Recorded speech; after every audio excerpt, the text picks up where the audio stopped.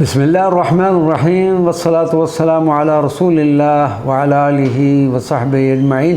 معزز ناظرین و سامعین اکرام، السلام علیکم ورحمۃ اللہ وبرکاتہ۔ حضرت ابو سعید ابو الخیر کس کے مرید تھے؟ آج اس حوالے سے ہم مختصراً گفتگو کرتے ہیں۔ حضرت شیخ ابو سعید ابو الخیر حضرت پیر ابو الفضل سرخسی کے مرید تھے، اور شیخ ابو الفضل سرخسی شیخ ابو نصر سراج کے مرید تھے، جنہیں طاؤس الفقراء کہا جاتا ہے۔ اور ابو نصر سراج نے ابو محمد عبداللہ بن محمد المرتعش کے ہاتھ پر بیعت کی، اور شیخ ابو محمد عبداللہ بن المرتعش سید الطائفہ حضرت جنید بغدادی رضی اللہ تعالی عنہ کے مرید تھے۔ حضرت شیخ ابو سعید ابو الخیر نے ایک طویل مدت خانقاہ ابو الفضل میں گزاری۔ ریاضات و عبادات و مجاہدات سے فراغت کے بعد آپ کے مرشد نے فرمایا کہ اب آپ واپس چلے جائیں اور والدہ کی خدمت کریں۔ ایک دن حضرت شیخ ابو سعید ابو الخیر اور حضرت ابو الحسن خرقانی دونوں ایک مقام پر اکٹھے تشریف فرما تھے۔ بزرگان دین کی خاصی تعداد اس محفل میں موجود تھی۔ حضرت سیدنا ابو الحسن خرقانی رضی اللہ تعالی عنہ نے حاضرین کو مخاطب کرتے ہوئے فرمایا کہ قیامت کے دن تمام بزرگوں کو اللہ تبارک و تعالیٰ کے حضور لایا جائے گا، ہر ایک کو مسند پر بٹھایا جائے گا، ان سب پر عرش بری کا سایہ ہوگا۔ آواز آئے گی کہ ان بزرگوں کی طرف سے کون بات کرے گا؟ حضرت شیخ ابو سعید ابو الخیر کی کرسی آگے کی جائے گی تاکہ وہ اپنے اللہ سے بات کر سکیں۔ جن دنوں حضرت شیخ ابو سعید ابو الخیر خرقان شریف میں حضرت سیدنا ابو الحسن خرقانی کے پاس قیام پذیر تھے، اس دوران آپ نے ایک لفظ بھی زبان سے نہ ارشاد فرمایا۔ حضرت شیخ ابو الحسن خرقانی بار بار عرض کرتے تاکہ آپ بھی گفتگو فرمائیں، مگر آپ صرف اتنا فرماتے کہ ہم تو سننے کے لیے آئے ہیں، سنانے کے لیے نہیں۔ حضرت ابو الحسن خرقانی فرماتے ہیں کہ آپ ہماری ضرورت ہیں۔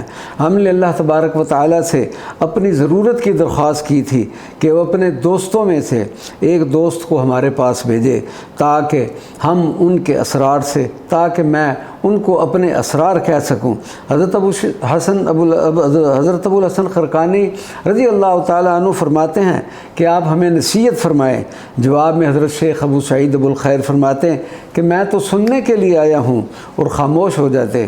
حضرت شیخ ابو سعید ابو الخیر کے مریدین کو ان اسرار و احوال اور اس صورتحال کا علم نہیں تھا، لہذا انہوں نے ایک موقع پر اس خاموشی کی وجہ آپ سے ہی دریافت فرمائی، جس سے حضرت شیخ ابو سعید ابو الخیر نے فرمایا: اشتاقت تلک التربہ الینا فلما التقینا فینا فی تلک التربہ، کہ اس مٹی یعنی خرقان شریف کی مٹی کو ہماری آرزو تھی، لیکن جب ہم وہاں پہنچے تو ہم اس مٹی میں مٹی ہو گئے۔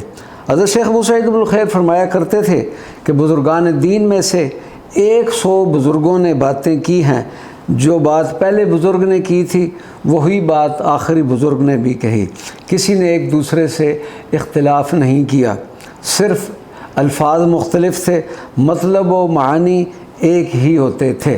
حضرت شیخ ابو سعید ابو الخیر ایک دن بہت بڑے مجمع کے ہمراہ بازار سے گزر رہے تھے کہ ایک عورت نے چھت سے خاک نیچے گرا دی، جو حضرت کے کپڑوں پر بھی پڑی، مگر آپ نے اس کی پرواہ نہ کی۔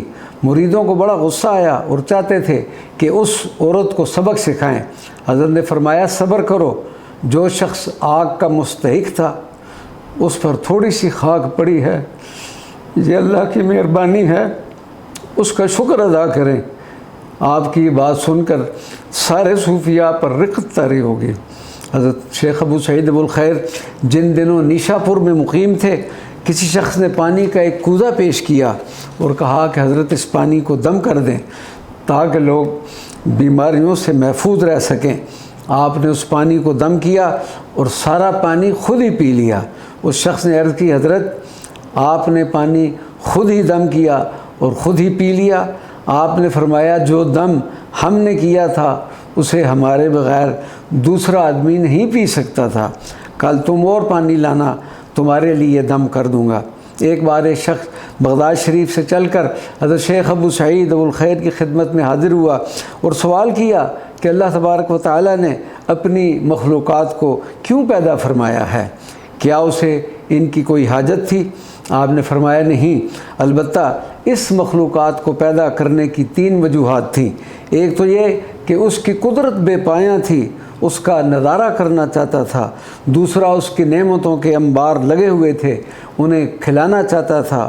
اور تیسرا یہ کہ اس کی رحمت زیادہ تھی، جس کے لیے اسے گناہ گاروں کی ضرورت تھی۔ انشاءاللہ بقیہ اگلے کلپ میں انشاءاللہ کچھ مزید معروضات پیش کرنے کی کوشش کریں گے۔ وما علینا الا البلاغ المبین۔